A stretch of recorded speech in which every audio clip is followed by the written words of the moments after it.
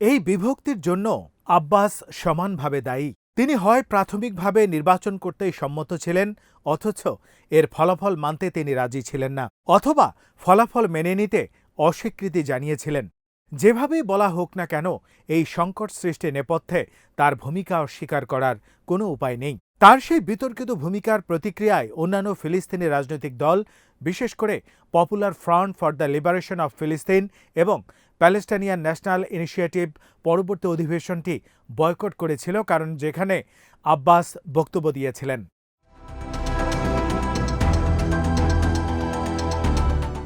এর মধ্য দিয়ে ফিলিস্তিনি কর্তৃপক্ষের প্রেসিডেন্ট এবং বৃহত্তর ফিলিস্তিনি রাজনৈতিক পরিসরের মধ্যে দূরত্ব চূড়ান্ত হয়ে যায়। শুধু রাজনৈতিক দলগুলো নয়, ফিলিস্তিনের সাধারণ মানুষও আব্বাসের এই ভূমিকা মেনে নিতে পারেননি এবং তখন থেকেই তারা প্রেসিডেন্টের ব্যাপারে অসন্তুষ্ট হয়ে যায়।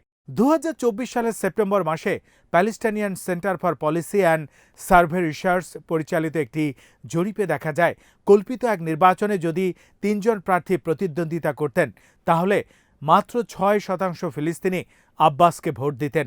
অন্যদিকে ফাতার মারওয়ান বারঘুতির পক্ষে 32% এবং হামাস নেতা শহীদ ইয়াহিয়া সিনওয়ারের পক্ষে 31% ভোট পড়ে।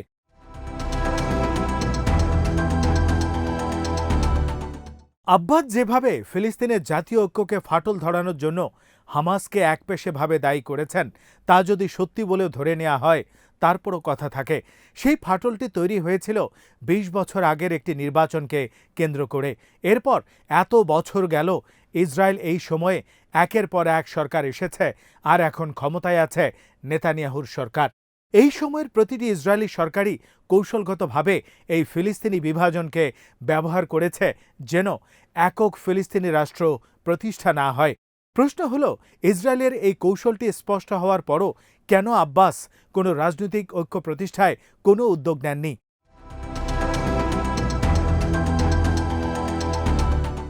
যদি ফিলিস্তিনি কর্তৃপক্ষ সমস্ত ফিলিস্তিনের প্রতিনিধিত্ব করারই দাবি করে, তবে এই ঐক্য পুনঃপ্রতিষ্ঠা করতে ব্যর্থ হওয়া নিঃসন্দেহে এর বিশাল দায়িত্বহীনতা।